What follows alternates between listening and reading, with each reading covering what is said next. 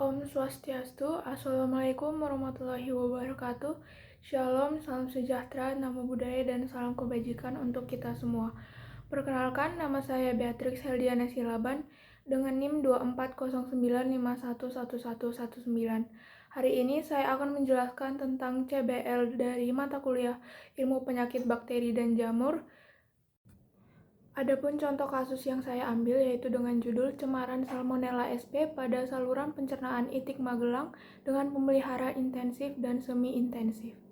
Untuk latar belakang dari kasus ini yaitu Salmonella merupakan penyakit infeksi yang dikenal sebagai Salmonellosis yang disebabkan oleh bakteri Salmonella sp.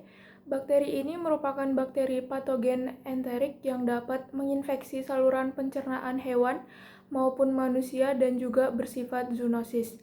Infeksi Salmonella sp ini menyebabkan gangguan pada sistem pencernaan seperti diare, peradangan usus, serta pada kondisi yang lebih berat, dia juga dapat berkembang menjadi septisemia. Pada unggas, infeksi Salmonella sp ini dapat menurunkan kesehatan saluran pencernaan, dapat mengganggu metabolisme, serta dapat mencemari daging dan telur sehingga berpotensi menimbulkan foodborne disease pada manusia.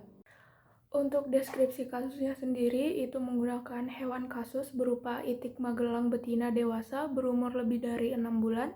Sistem pemeliharaannya itu menggunakan pemeliharaan intensif atau dipelihara penuh di dalam kandang dan juga semi-intensif atau umbaran, yaitu dikandangkan tapi dia juga dilepas atau diangon.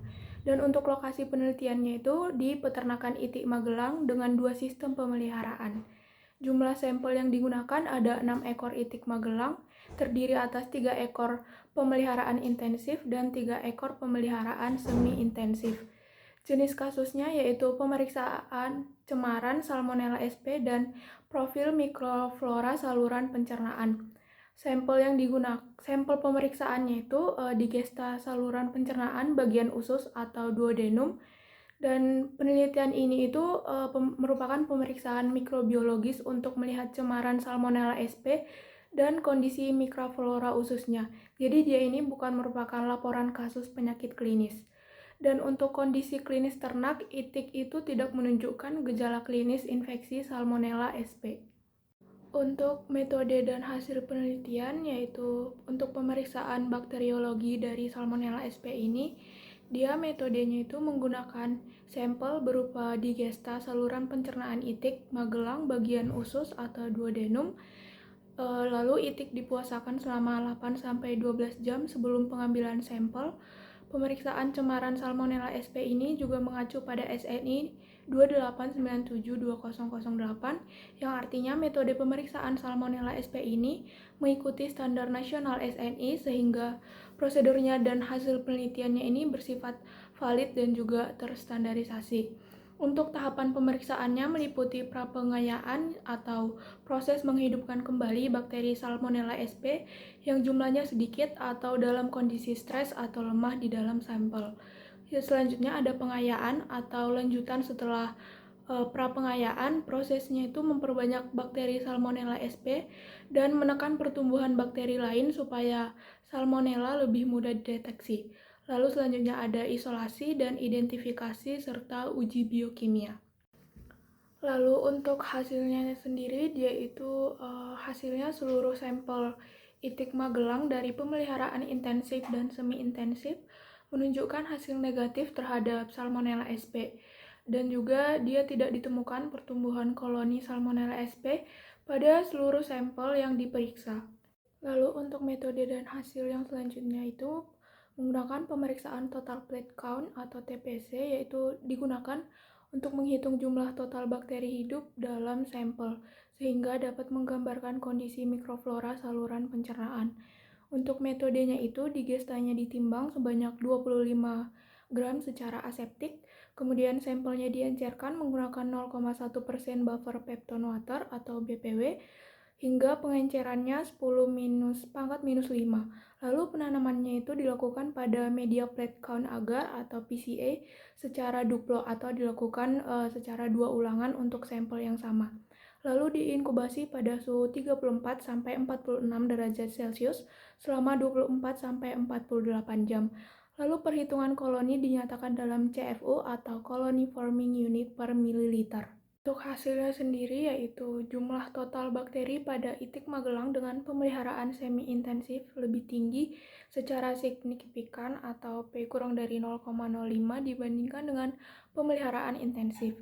Pemeliharaan intensif ini menunjukkan jumlah mikroflora saluran pencernaan yang lebih rendah atau itik yang dipelihara secara semi-intensif punya bakteri usus yang lebih banyak karena lebih sering kontak dengan lingkungan luar. Sedangkan itik yang intensif itu lebih steril sehingga bakterinya itu jauh lebih sedikit. Ada metode dan hasil penelitian, yaitu yang terakhir pengamatan kondisi klinis.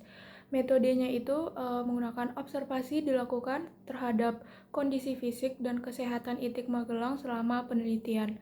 Dan untuk hasilnya, itik Magelang itu tidak menunjukkan gejala klinis infeksi Salmonella SP dan juga tidak ditemukan adanya tanda gangguan pencernaan selama periode penelitian.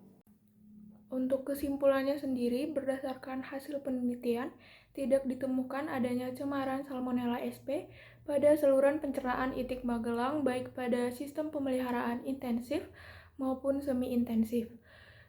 Meskipun demikian, sistem pemeliharaan semi-intensif ini menunjukkan jumlah mikroflora saluran pencernaan yang lebih tinggi dibandingkan dengan pemeliharaan secara intensif.